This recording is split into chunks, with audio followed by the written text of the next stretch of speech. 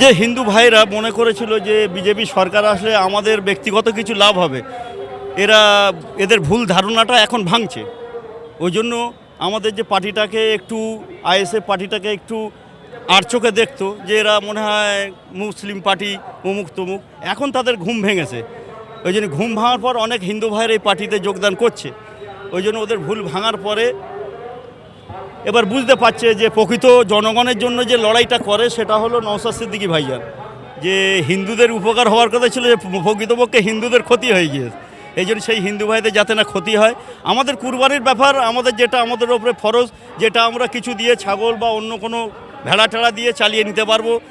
কিন্তু হিন্দু ভাইদের যে একটা অর্থনৈতিক অবস্থা, যারা এই খামারি ব্যবসা করতেন, গরু ব্যবসা, কয়েক বছর ধরে 10 বছর ধরে যে গরুগুলো পিছনে খরচ করে সেই গরুগুলো বেচতে পারিনি, তাদের অর্থনৈতিক অবস্থা খুব সংকট দেখা দিয়েছে।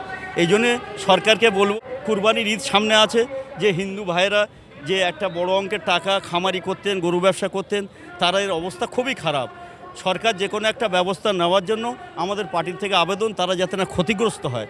আমাদের আহামরি ক্ষতি হবে না মুসলমান ভাইদের, কুরবানি করলেও হবে, ছাগল দিলেও হবে, একটা 2-5 হাজার 10,000 টাকা দিলে আমাদের কাজটা মিটে যাবে। কিন্তু ওই ভাইগুলো, হিন্দু ভাইরা না এত বিপদে পড়ে, তার জন্য সরকারের কাছে আবেদন করব তাদের দিকে একটু লক্ষ্য রাখা, কি করে তাদেরকে বাঁচানো যায়। তারাও আমাদের পশ্চিমবাংলার মানুষ, আমরা ভাই ভাই, সব হিন্দু মুসলমান ভাই ভাই, আমরা এখানে বাস করি। একের ক্ষতি হলে আরেকজন চুপ থাকবে না, এই জন্য তাদের ক্ষতি হলে আমরাও চুপ থাকবো না, আমরাও তাদের পিছনে আছি। এত টিএমসি যে 80 না 84টা প্রার্থী জিতেছিল, তারা কোথায় আছে খুঁজে পাওয়া যাচ্ছে না। আর এই টিএমসি পার্টি একবার সেই কুকুর লুইয়ে দেয় না, ওরকম নওশাদ ভাইজানের পিছনে সমস্তকে লুলিয়ে দিয়েছিল। উনি নওশাদ ভাইজানকে ধরতে গিয়ে দেখলো পিছন থেকে আর কেউ নেই, সব গায়েব হয়ে গিয়েছে। ওই জন্য সে নওশাদ ভাইজান উড়ে যাওয়ার মানুষ নয়, গায়েব হয়ে যাওয়ার মানুষ নয়। উনি হলেন একজন অনিষ্ঠ এবং নিষ্ঠবান মানুষ, এবং মানুষের জন্য লড়াই করে। ওই জন্য উনি এখনও টিকে আছেন আর টিকে থাকবেন। এই যে লড়াই যেটা হবে, সেটা এই সরকার যদি নিজের মন গড়াভাবে চলে, তো বৃহত্তর আন্দোলন হবে, লড়াই হবে, এটা মাথায় রাখবেন সব। আমার নিজের ব্যক্তিগত কথা বলছি, আমার নিজের এলাকার কথা। আমার সামনে যতটুকু দেখেছি, কেউ এর বাইরে নেই। আর আমরা সোশ্যাল মিডিয়ায় সমস্তদের দেখেছি যে তারা শিক্ষা চুরি, গরু চুরি, বালি চুরি, রেশন চুরি সবই করেছে, এসব জনগণ জানতো। কিন্তু টিএমসি যে ক্যাডার বাহিনী ছিল, তারা এই আইএসএফদের ধমকি ধামকা দিয়ে, তাদের মারধরের ব্যাপার নিয়ে তাদেরকে রাত্রে বাড়ি গিয়ে ধমকি দেওয়া, ঘর ভাঙা হবে, এই হবে তাই হবে। কিন্তু আখির রেজাল্ট আলাদা হলো, বিজেপি সরকার গড়লো, তারা সবাই গায়েব। যে মানুষগুলো ভাইজান ডাক দিয়ে যে মানুষগুলো এসছে, এরা নিজেদের স্বার্থে আসেনি, পশ্চিমবাংলার জনগণের স্বার্থে এসছে। যেই পশ্চিমবাংলায় যারা স্থানীয় মানুষ, তাদেরকেই বাদ দেওয়া হয়েছে। আর যারা ঘুষপেটিয়া ছিল বাংলাদেশি, তাদেরকেই এসআইআরের নাম তোলা হয়েছে। আমাদের কাছে তথ্য প্রমাণ আছে। এই জন্য বাংলার মানুষ যারা প্রকৃত এখানকার মানুষ, স্থানীয়, তাদের যাতে ভোটার লিস্টের নাম ওঠে, তার জন্য এই আন্দোলন শুরু হয়েছে। এটা বলেন একটা কথা না, এ তো শুরু, এরপরে এখন অনেক বাকি আছে গুরু। এটা শুরু হয়েছে, আন্দোলন শুরু হবে। আর যার বাড়িতে ডিলিট হয়ে গিয়েছে, ফ্যামিলির মধ্যে একজন হলেও, তার বাড়িতে যে কী এই অবস্থা, তার ফ্যামিলি ছাড়ার অন্য কেউ মানুষ বুঝতে পারবে না। আমরা অনেক বাড়িতে গিয়েছিলাম, তারা যে দুশ্চিন্তায় ভুগছে কি হবে। কারণ এই যে সরকার ক্ষমতা এসছে পশ্চিমবাংলায়, তারা যেভাবে বুলডোজার চালাচ্ছে, না হিন্দু না মুসলমান কাউকে দেখছে না, মানুষের ক্ষতির দিকে আগাচ্ছে। আজকের অনেক সমস্যা মানুষের, যারা প্রকৃত মনে করেছিল যে বিজেপি সরকার আসলে পশ্চিমবাংলায় আমাদের লাভ হবে, তারা আজকের বুঝতে পারছে কি ক্ষতির আর সামনে গিয়ে দাঁড়াচ্ছে। এই জন্য মানুষকে বুঝতে হবে ভাইজান, এই যে আইএসএফ পার্টিটা, এটা ধর্মনিরপেক্ষ, এটা মানুষ জনগণের পার্টি। এই জন্য সমস্ত ধর্মের মানুষ এই পার্টির মধ্যে আছে। এখানে শুধু মুসলিম বলে ভাববেন না, মানুষ ভাববে যে এরা টুপি দাঁড়িয়ে আছে বলে শুধু মুসলমান না, এই ভুল থেকে বার হতে হবে। যোগী যেমন নিজের ড্রেস পরে আছে বলে ওটা হিন্দু নয়, আমরা টুপি দাঁড়িয়ে পরে আছি, ভাইজান পরে আছে বলে এটা মুসলমানের পার্টি নয়। এটা সমস্ত মানুষের ধর্মনিরপেক্ষ পার্টি। এই জন্য সবাইকে এই দলের আসার জন্য, বিজেপির সঙ্গে যে অন্যায় অত্যাচার করছে তার সঙ্গে লড়তে গেলে জনগণকে একটা প্ল্যাটফর্মে আসতে হবে, আর দ্বিতীয় কোনো প্ল্যাটফর্ম নেই।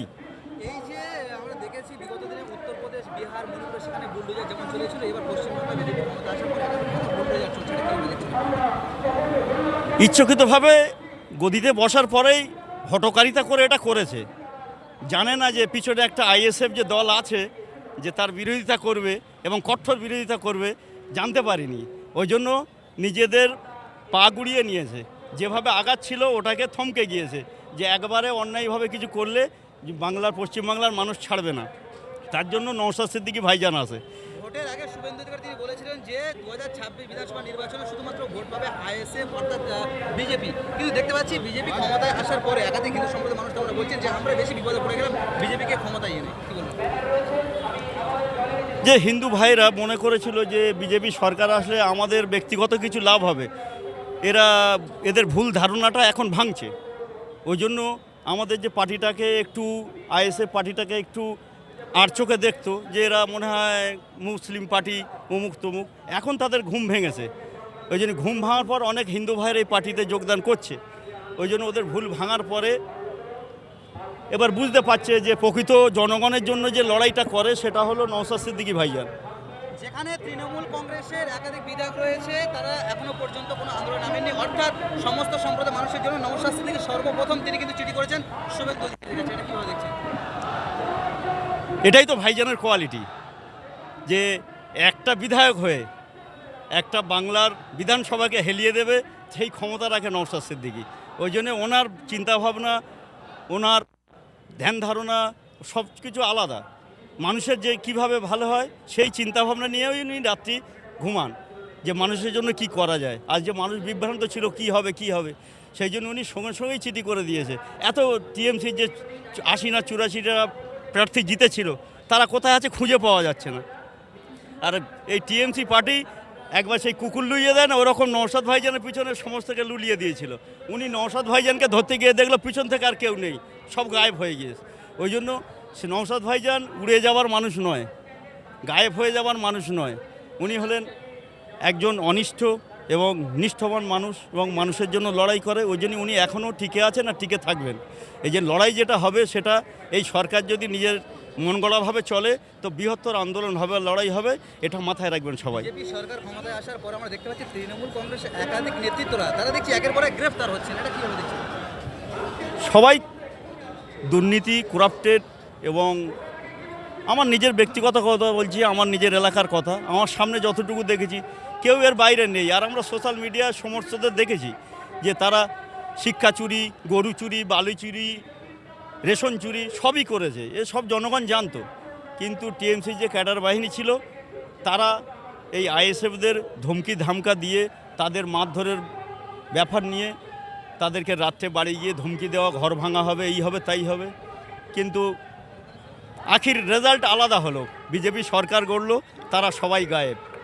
হিন্দু সম্প্রদায়ের কিছু মানুষ প্রশ্ন করেছিল এবং তারা মন্তব্য করেছিল যে বিজেপি সরকার ক্ষমতায় আসলে যে হিন্দুদের কিছুটা উপকার হলে হবে, কিন্তু সেটা দেখতে পাচ্ছি গেম চেঞ্জ হয়ে গেছে। গেম চেঞ্জ হয়ে গেছে, হ্যাঁ সেটাই সবাই আমরা সোশ্যাল মিডিয়ায় দেখছি যে হিন্দুদের উপকার হওয়ার কথা ছিল, যে প্রকৃতপক্ষে হিন্দুদের ক্ষতি হয়ে গিয়েছে।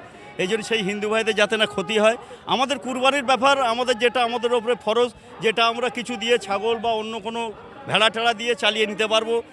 কিন্তু হিন্দু ভাইদের যে একটা অর্থনৈতিক অবস্থা, যারা এই খামারি ব্যবসা করতেন, গরু ব্যবসা, কয়েক বছর ধরে 10 বছর ধরে যে গরুগুলো পিছনে খরচ করে সেই গরুগুলো বেচতে পারেনি, তাদের অর্থনৈতিক অবস্থা খুব সংকট দেখা দিয়েছে। এই জন্যে সরকারকে বলবো